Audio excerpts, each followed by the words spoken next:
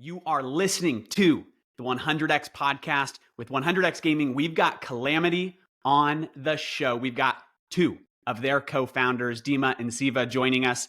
Really excited for this. You guys have a totally unique approach to how you handle the collision of crypto and gaming at the same time. Do you guys want to introduce yourselves, what you are building, and maybe your backgrounds, because it's fairly unique in this space? Yeah, okay. I guess I'll start. So I come from, I guess I can say that I come from crypto space.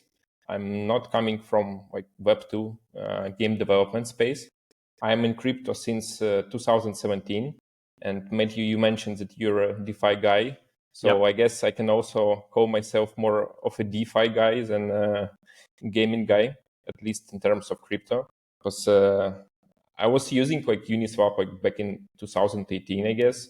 Cool. And also got like pretty nice drop. And basically my crypto journey was very closely connected to abusing some of the crypto mechanics, etc. Like finding some nice mechanics first and trying to make money out of it. And I was really big fan of previous NFT bull run, and I really enjoyed pixel art NFTs. And I always dreamed about trying myself as a pixel artist. So like in 2022, I left my previous job. I was part of crypto startup for 3 years.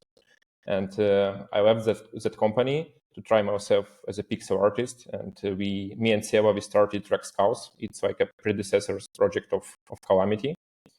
And and since then we were gaining an experience in this NFTs/crypto gaming sphere. And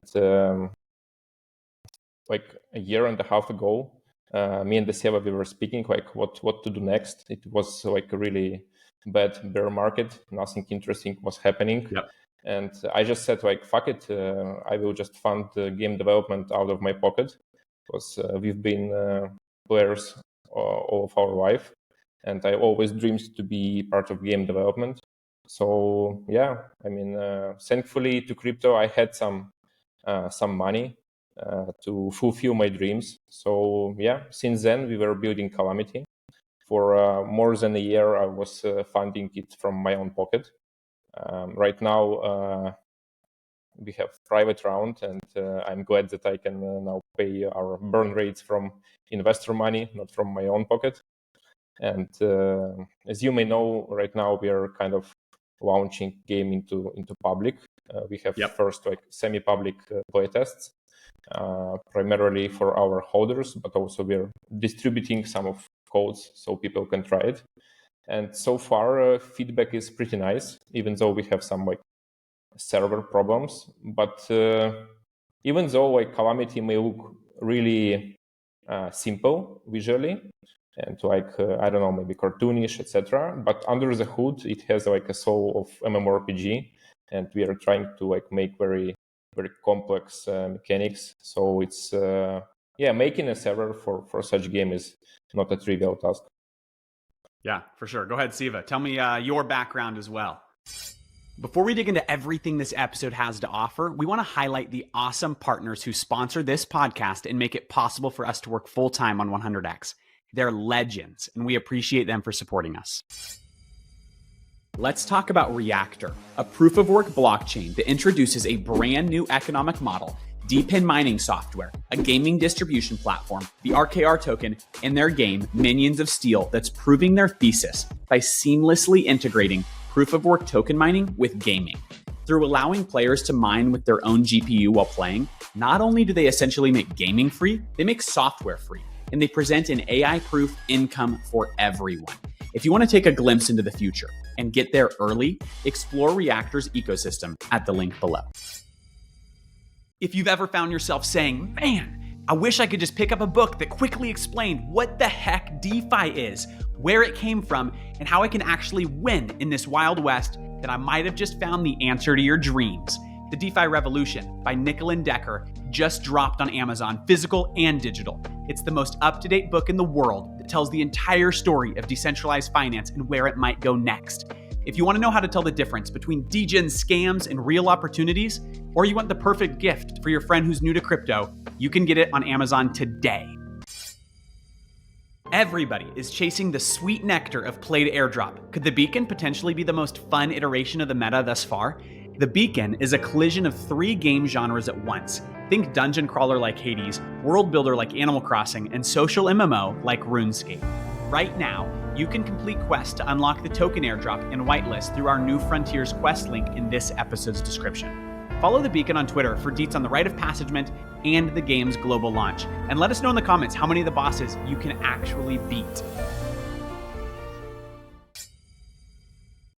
Yeah, thank you guys. I'm not that crypto guy as Dima is. But anyway, I came 2 years later, we were prolific friends and families, kids, and there was a little pause. And then I invited him to my birthday, and he came with a present. He gave me an NFT of a subduck, and it was my first ever NFT that I gained. And after that, I was very into crypto because the world is super interesting, and I'm a guy that who believes that it's just all these Ponzi pyramids is just the first step, of a baby that will grow bigger and bigger. And when we understood that everybody understood that, almost everybody, yeah, and during the bear market, the gravity was so big that almost no projects could swell, and people were, taking profits just at once. That's why mostly Dima, but we together decided to make a game just to bring real value to this market. And since my background is mostly public relations and marketing from Web2 world, um, I'm trying to bring it and the orders of work with marketing and all that stuff to Web3, because I know the structures, the things that work, the advertising and all that stuff, and that's how we do it together. Developing the project and bringing something with real product value to the market, not just to distribute the money among people, but to give the real joy of playing, and to provide constant growth of our game, of our project. Legendary. I mean, you guys are like the best of both worlds. I think from the backgrounds you're coming in with, you've got Dima on one side who degen maybe a little bit like me in the early days. You started in crypto, you understand the value that gaming can bring to the crypto space. And Siva, you've got you coming from Web 2, and you understand the value having come from the other side of the coin. You guys are hitting it from both angles. I love that. Do you want to introduce, just like really simply, and then I've got a more specific question, but really simply just introduce Calamity as a game, what exactly it is? Yeah, sure. So I guess I'll start that all my life. I like my favorite gaming genre was MMORPGs. I've played a lot of World of Warcraft since start, and I started on a private server in Kiev, in the capital of Ukraine. And I was even going into like real life meetings every Friday with my guild mates. So it was like a really fun part of my life. I've also played a lot of Lineage 2. I've played an old school MMORPG Tibia. Some of our core community members also look at Calamity and see some similarities. So me and Seva, we've played like a lot of Dota 1, and we met in internet cafe playing Dota 1, like, I don't know, like 20 years ago, I guess. Dang. And we've played a lot of Diablo 2 and 3. So all these games were an inspiration for Calamity. And you can see that it's mostly like an old school games. And back then they were like very grindy, and they were not, I would say, like corrupted by modern mobile games standards. like auto betting and huge like pay to win shop and like energy systems, etc. So I'm trying to bring this vision into Calamity. So I'm trying to build an MMORPG, but of course we don't have like that big funding to build an open world MMORPG. So it's like not an open world, but based on separate like rooms and areas. But under the hood, like we are really trying to build MMORPG. We have 3 classes. We have, of course, we have real-time combat. I mean, that's very important. That's our competitive advantage with other Web3 games. And we have 3 classes, and we have a set of different unique skills for those classes. So even if you like choose to play warrior, you have different play styles. You can have different like sets of skills and have different play styles, and then you can equip different gear, and it will also like differ your play style, etc. So what we are trying to do is to put a lot of effort into like variability of gameplay and into depth of character progression. Yeah. And also like an important part is that I really hate like energy systems, like limited amount of tries per day. So we are trying to make our game like grindy, and if you want to play like 24 hours a day, you can do it. Yeah, bro, why are you making me stop playing 20 minutes in? If I want to play the freaking game, let me play the game. That drives me crazy. Well said. Yeah, man, it looks like this is a game built by gamers for gamers. You guys have a Medium article where you specifically, I think it's titled "A Game First, Web3 Second," where you essentially say, hey, the way that crypto is going about gaming is broken. Here's a new solution. Can you tell me what's wrong with Web3 gaming and how you guys are striving to solve it? I mean, I don't really like the current state of Web3 space, but it's I guess it's like known to be like bad manners to shit on Web3 space. So I mean, I like this space. I'm part of this space, and I appreciate it. And there are really cool projects that are doing things as I think right. And of course, there is a lot of like bad projects and scammy projects. It is what it is. But I mean, the main problem what I see is that projects trying to compromise gameplay in favor of their like crypto part of the project, and like usually their focus on is on crypto part of the project. And if you put such a focus, then you really start to like face a lot of problems when you're trying to make a gameplay. And what we see now, like even these energy systems, it's not like projects like these systems a lot. They just are forced to put them because they're trying to work their play to earn mechanics around it. Right. So yeah, like in our case, we just trying not to compromise when we speak about gameplay, and we try to build around it.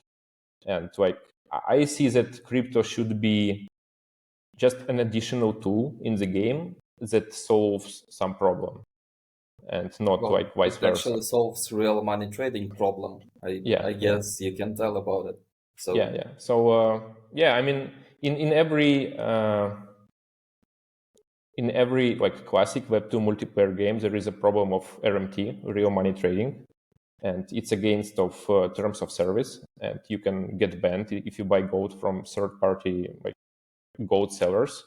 So I see that crypto can be like can solve this problem. So our future token will be our sole in-game currency, and all the trading inside of the game will be made with our future token.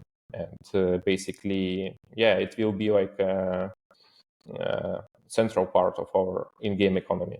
That's really interesting. In this same article, you also talk a lot about the malpractices that we see in Web3 gaming in terms of for a game to actually be able to get a chance to get funded and secure investments. And that's one of the things that we've talked about in previous episodes as well. In some of the spaces that we do is that we do see crypto gaming, Web3 gaming, however you want to call it, as a way for a lot of these indie games to actually get a chance at funding that they may not see in Web2. And that's also how you tend to see a lot of these games fall into those traps that you talked about in terms of really focusing too much on the crypto and investment side instead of the gameplay itself, and how that ends up hurting them down the road. but it does come in a sense of like, hey, that's what they feel like they had to do in order to secure the investment in the first place. So without doing those same practices that you see in Web3 gaming today, how is Calamity going to be seen to fruition without those sort of practices? So first of all, I mean, I took that risk on myself by just funding the game development up until we had like solid MVP by myself, and then I have like a really strong position when looking for investors and negotiating with them, because I tell them like, look, I've already like invested a ton of my money into it. We have already like almost done product, so there is not that much risk. But at the same time, like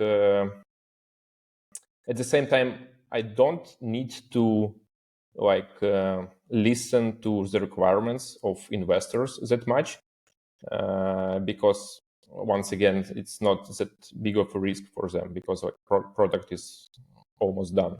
And also, we are trying to be very conservative with our raises.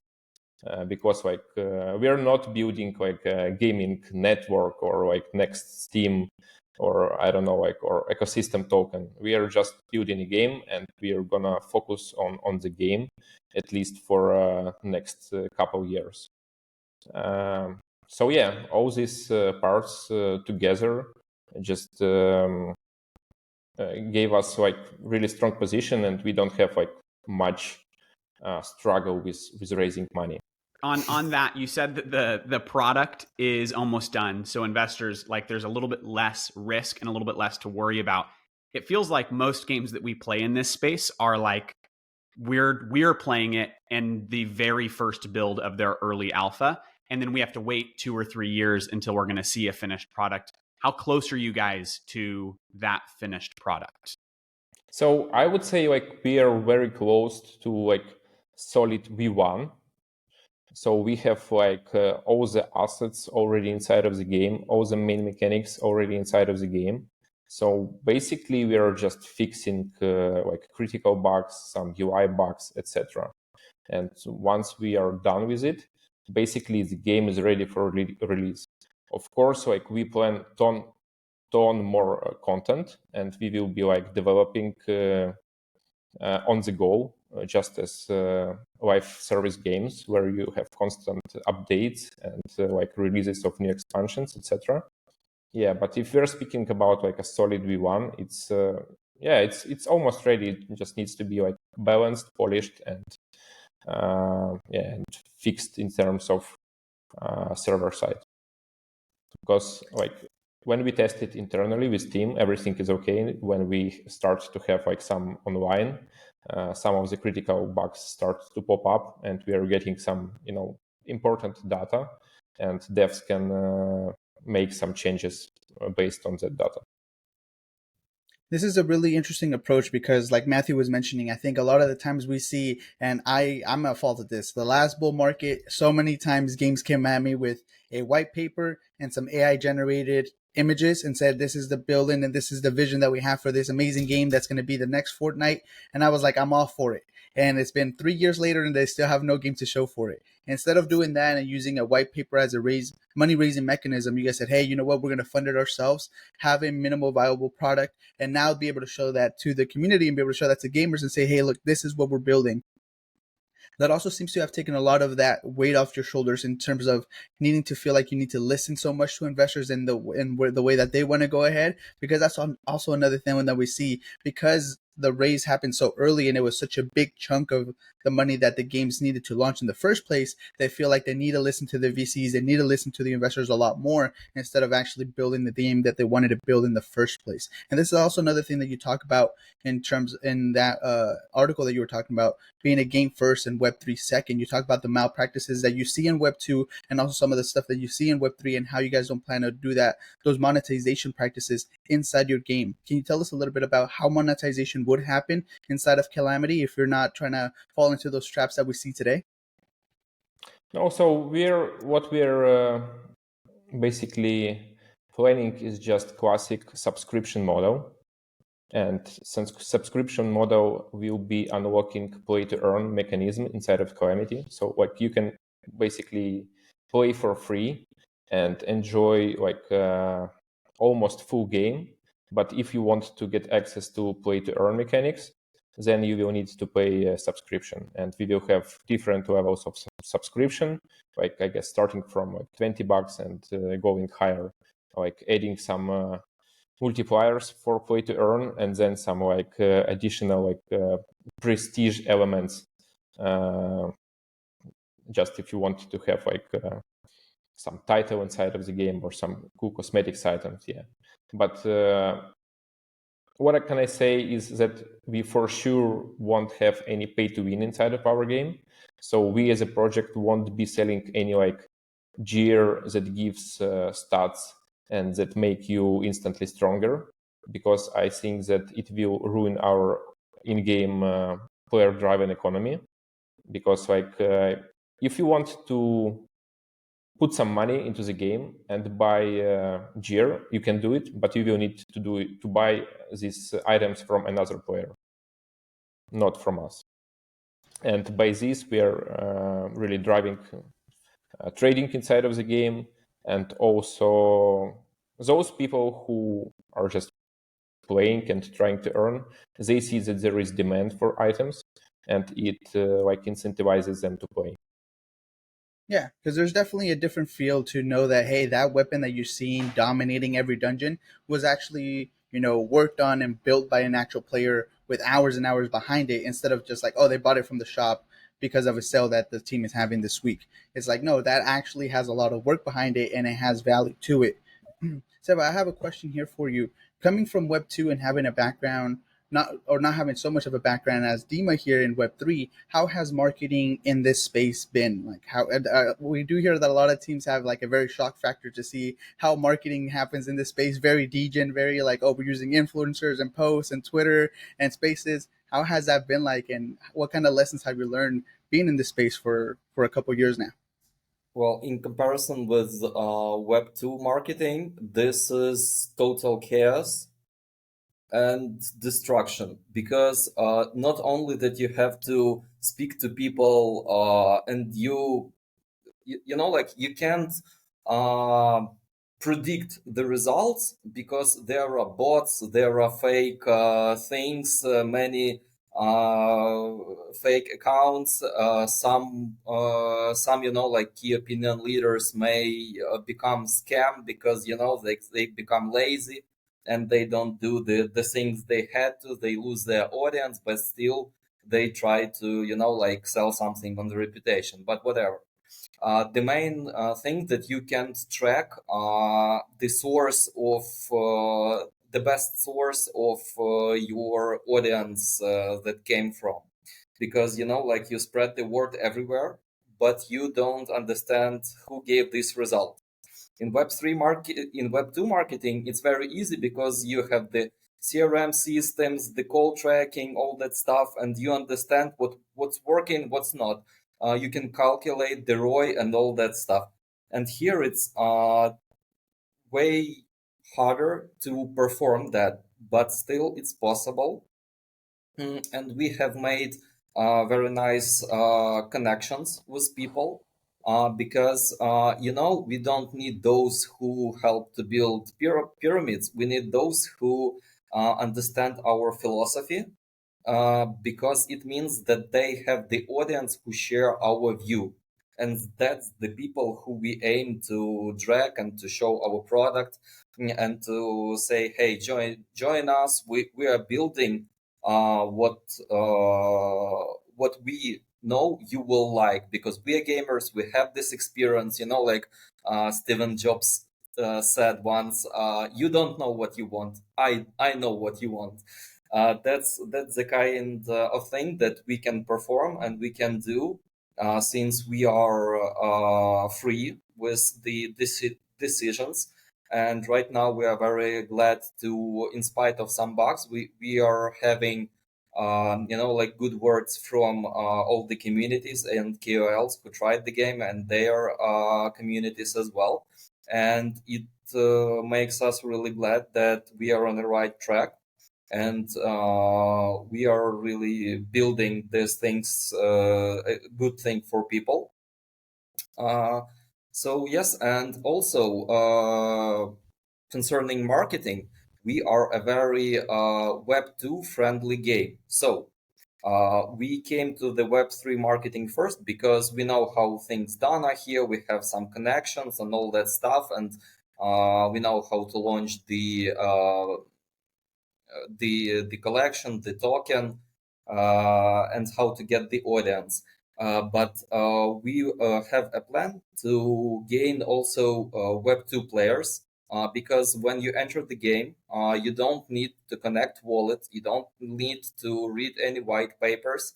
You just can start playing, and when you have the assets that someone else wants to buy, you have the initiative to create the wallet, to see how it works, to sell, yes, to gain some tokens, and then to go research how it's done on exchange if you want some money to pull out, for yourself.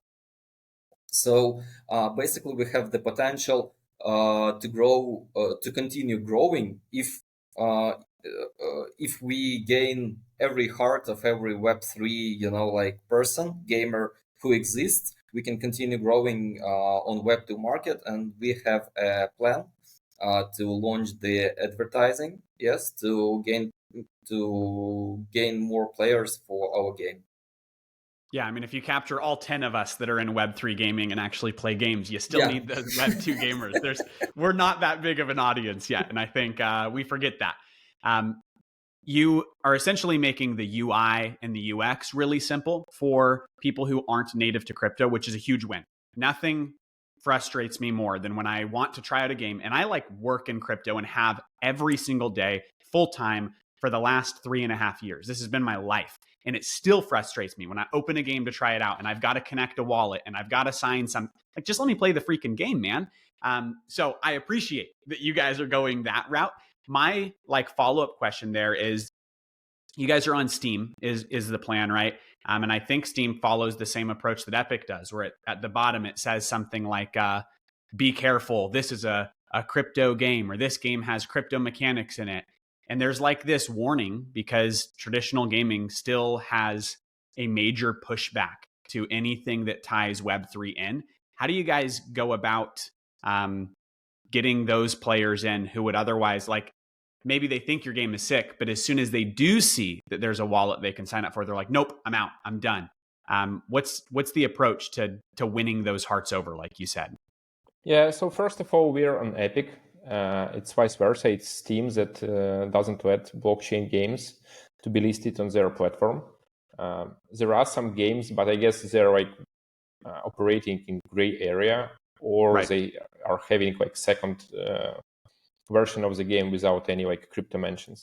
Yeah, so we're on Epic, but we really plan to, we hope to launch a web version of the game. I think it's a lot more accessible by audience than having a desktop game. And in future, we also hope to have a mobile game. And in terms of having that banner on Epic Games, I don't really think it matters a lot. I don't think a lot of players look at that banner because there is marketing strategy in Web2 gaming that relies on you getting a lot of wish lists if you're speaking about Steam. And the amount of wish lists that you have determines if you will have a good launch or not. But you need to go this strategy from the very beginning. And it really do not align with launching in Web3 first. So, I don't think it matters a lot for us.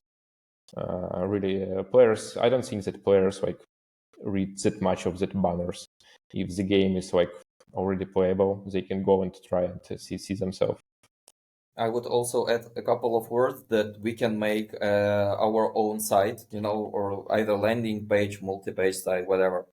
And we can roll out all our key messages and tutorial videos and all that stuff, so people will understand that they don't need any, crypto assets, nothing. And we can then refollow them on the page or to the web version of the game So no problem. I think that we can work with this audience and to gain traffic to our site in the future. Cool. Yeah. Well said. I want to go to a question about your guys' token. You just announced today, at the time of recording, I saw on your Twitter, you announced the token name WYRM. It's pretty sick. It's the dragon without, a worm is just a dragon without wings, right? It's awesome. The one coin to rule them all. What mechanics are you guys actually intending on tying to that coin, to that token? Like, how does it, I think we see a lot of people launch a token in game and there's not a lot of clarity about like, hey, what does this token do? So I'm just curious what your guys' token is actually intended to do in game. Yeah. So first of all, just imagine like classic game and it's like in-game currency. And this is our token. So without a token, you can't trade on the auction house. And it's like main utility, because we will be putting a lot of effort into making trading inside of the game like very lively with liquidity and incentivize people to trade. And then, of course, we are trying to build more competitive mechanics. So, for example, you can put your token at stake where you go and duel with other player. And also we have Arena and Arena Battle Pass that you also buy with a token. And it also kind of redistributes tokens between players. But instead of like manually picking someone to go and duel, it automatically matches you, just as like in other games. And of course, we will be having some staking mechanics inside of the game. And the main plan is to attach those staking mechanics with guild. So there will be a guild treasury where all the guild members put their tokens, and the more tokens there are staked inside of the guild treasury, the higher guild level is, and it unlocks different like mechanics and perks. And like the final goal of guild will be to get access to the tokens that we collect inside of the game with fees. So inside of the game, we have like auction house, we have this all different battle passes, like duels, etc. And we take a cut out of every trade and we collect those tokens and we will be redistributing them inside of the game. Nice. Because like I think that project, if a project has such a mechanic where it collects tokens, I don't think that you can call these collected tokens as a revenue, because in order to cash them out, you will need to dump them into your own liquidity. So our way is to redistribute those tokens and to incentivize staking and holding and participating in the game in order to get part of these tokens. Sick. I mean, that is when I say some games don't tell us what the heck the token does. You guys are in the opposite. And I respect that it is super transparent exactly what the token is used for. There's no guessing here. You have mentioned like twice a like play to earn mechanic. Is the earning happening through like being a high tier guild, or are there other ways that you can earn the token? Yeah, basically you just play and you earn. Yeah, but so what we plan to do is we will have like seasons with a total seasonal rewards pool, and it will be split into separate days. And when you play, you will be getting, let's call it like lottery tickets. And then each day there is a lottery and it redistributes this pool of rewards for this day. So when you play, you will have these lottery tickets just dropped from monsters, and you can choose, okay, I want to use them all today, or I can just keep collecting them over a week and use Can you see like how many people throw their lottery ticket in each day? I guess yeah. So you can wager on like, do I want a higher prize pool today, or do I want an easier chance to win tomorrow? Yeah. Cool. Yeah, so that's sweet. I don't know that I've seen anybody do that. That's cool. So when we were thinking about play to airdrop, what we see is that many projects, they decide to have two token model, and one token is like with unlimited supply, and it's used for in-game rewards, and it's really easy just to make like some standard drop rate. Okay, like on dungeon level number 5, you get 1 token from each mob. On dungeon level 10, you get like 5 tokens from each mob. But then like you can't predict like what amount of these tokens will be farmed each day. And we really didn't like it because we have 1 token and it needs to be like predictable. That's why we came up with this system that allows us to put like exact reward pools per day or per week, and then players can balance it out by themselves. I really like the systems when like market can balance by itself instead of us thinking what price to put.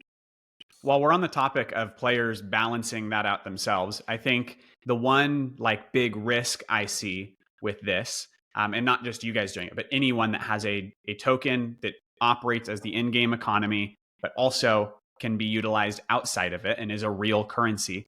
I think of like, I played and play, I guess, for years on and off SOTOR, which is like the Star Wars WoW. And dude, it feels like the player base over there has just made it their mission to figure out how to break the token or the game economy in as many ways as possible. And over the years, it's felt like, oh, the developers have to find a way to unbreak what the players just broke. And I think anytime you're playing an MMO, there is a huge, maybe not a huge, but there is definitely a portion of the player base that is just trying to manipulate that in-game economy.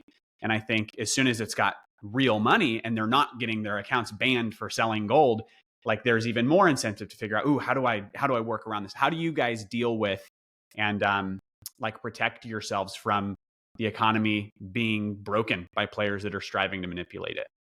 Yeah, so when you speak, like when you say economy being broken, you mean like token related, like that someone dupes like gold or something like that? Maybe not even that. More just like a game launches and you know, this like cool little helmet costs like the equivalent of, I don't know, like 1,000 gold, and then someone figured out how to farm it or mess with it or work around the token, and now that helmet is worth $1 million, and now everything is worth $1 million. Now new players, that was like a problem specifically with SOTOR, was like it got to a point where new players were just screwed, and unless you wanted to come in and buy a ridiculous amount of their currency right out the gate, there were GG's, man. Like if you weren't playing the game for the last 10 years, you're out of luck.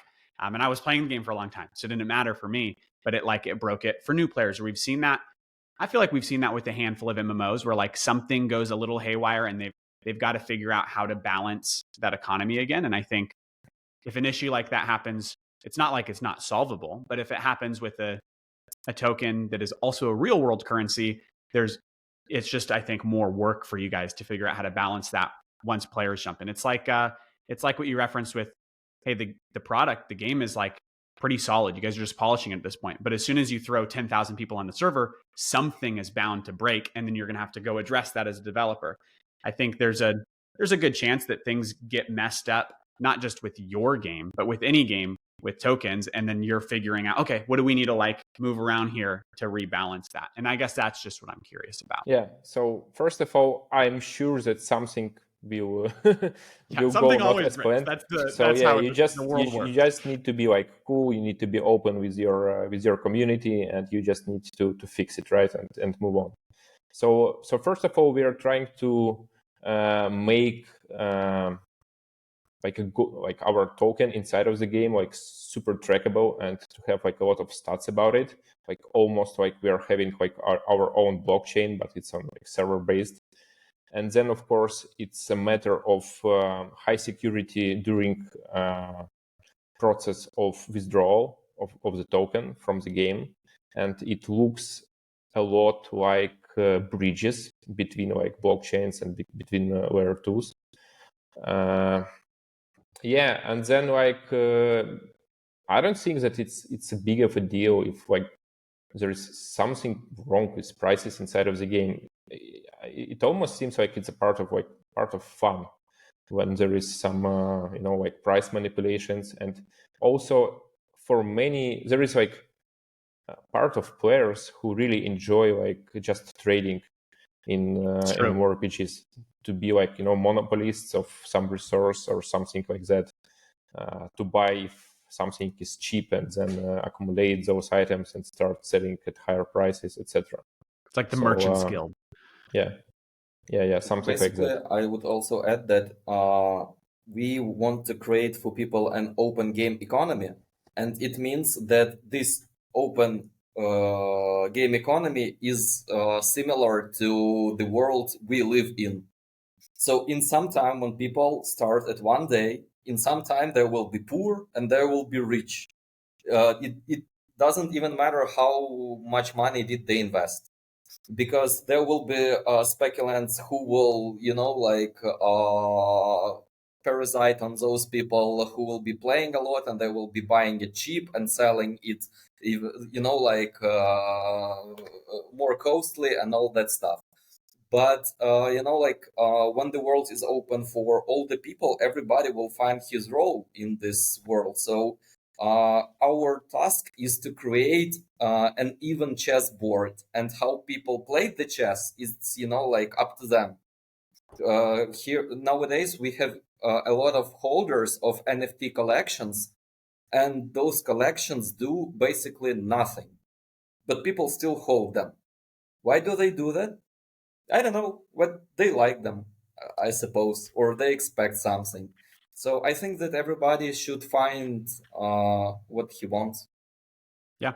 Well said. Solid answer. You just mentioned collections. We didn't ask the artifact collection. I know that's going to tie into things. What is the artifact collection? What does that do?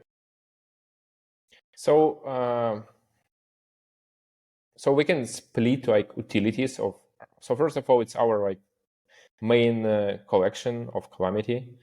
It was our free mint like 3 months ago, and we can split utilities before like full game release and after full game release. So before full game release, the stage which we are right now, it's your like best way to acquire our future token, because first of all it gives you access to exclusive reward pool during our future play to airdrop campaign.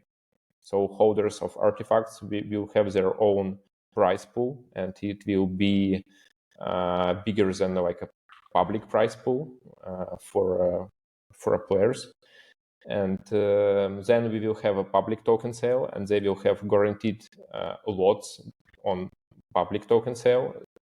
I guess it will be a system similar to Memeland and Pixelmon sales, where you have like guaranteed spots for holders and then kind of raffle system for public. And then after full game release, artifacts will become an in-game items that give you, first of all, exclusive cosmetics addition to your character. Like it can be some aura underneath your character, or like wings, or some like fiery crown, something like that. And besides that, it will give you additional experience and additional chances for an item to drop. I had a quick question here, and this is sort of just trying to tie everything that we've been talking about together. We've talked about how you guys don't plan to fall into the traps that Web2 games have fallen into in terms of the monetization, the energy caps and everything, but also the Web3 stuff in terms of like making everything about crypto and making it super complicated and making like shoving crypto down people's throats when they're just trying to play a game. With that said, one of the things that we've also noticed is that the Web3 mechanics and the speculation and all this stuff actually gets a lot of investors and a lot of players who are following these trends to find a place where it's like, hey, I want to try this game out, check out the Play to Airdrop campaign and see what it's all about. And then that gives them a chance to fall in love with the game and stay hooked afterwards. Doesn't always work that way, because we do see people just jumping from campaign to campaign. But without those mechanics, it seems like a lot of people in this space, and especially during these kind of markets, aren't giving games a chance or try without them. How are you guys planning to navigate this idea of maintaining hype and maintaining people excited about your game as you guys reach full release? If you guys aren't trying to go into either of those ways. Yeah. So first of all, I've seen a tweet today or yesterday by Ghost. He says that people come for greed and then they stay for the gameplay. So yeah, basically in this regard, our go-to-market strategy follows the same pattern. So we are having like really big play to airdrop campaign. It's big in terms of how much of our future token supply we are giving out during this play to airdrop. I can't give you exact numbers right now. But it's nice. It's not shameful to share even before play to airdrop campaign, and I think this will be our way. And then, of course, a big part of tokens will go to community once again during public sale. And overall, our strategy is to prioritize our community over investors. And in terms of investors, we don't have that much. We have pretty conservative private round, and there are no VCs. There are no like pools. It's only like friends, family, and angel investors, and some solid content creators, and that's it. So hopefully it will give our future token really nice start, where there are no like shady dumping or any other or anything like that. Yeah, and I mean, I guess that the main thing is to just focus on the game itself, because if you don't have players that are willing to pay money and not extract more than they paid, so they're paying just for fun, for some, I don't know, respect, for some recognition. Maybe they're like powerful guild leaders and they just enjoy, having influence inside of the game. If you don't have such players, at the end of the day, it's just Ponzi, because you can't give out more than you get. So I believe there should be, this old transition where players pay just for fun. So we will be working hard to make sure that this game can have such players that just enjoy the game and are willing to pay just to play the game and have fun.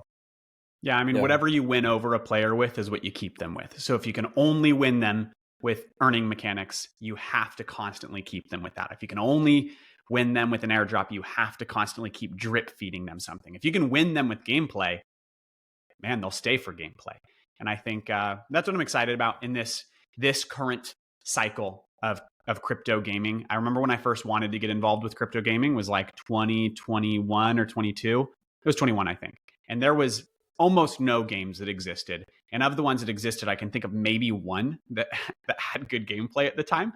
And it's cool now that there's like roughly, I think I heard a number, 10,000 crypto games in development across, or maybe it was 5,000, I don't know, something thousand.